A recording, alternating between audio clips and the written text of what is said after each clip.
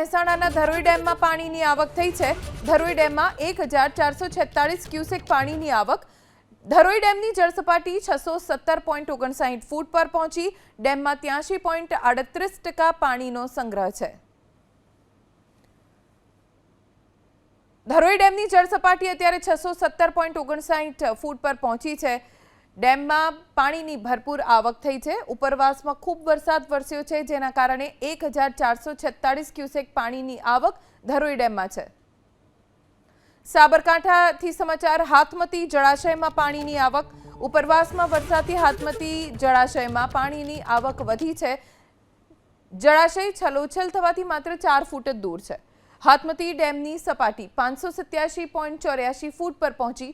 હિંમતનગર, ભિલોડાના કાંઠાના ગામોને એલર્ટ રહેવા માટે કહેવાયું છે। ઉપરવાસના વરસાદથી ડાંગ જિલ્લાની નદીઓ તોફાની બની। ડાંગની અંબિકા, પૂર્ણા, ખાપરી નદીમાં પૂરની સ્થિતિ છે।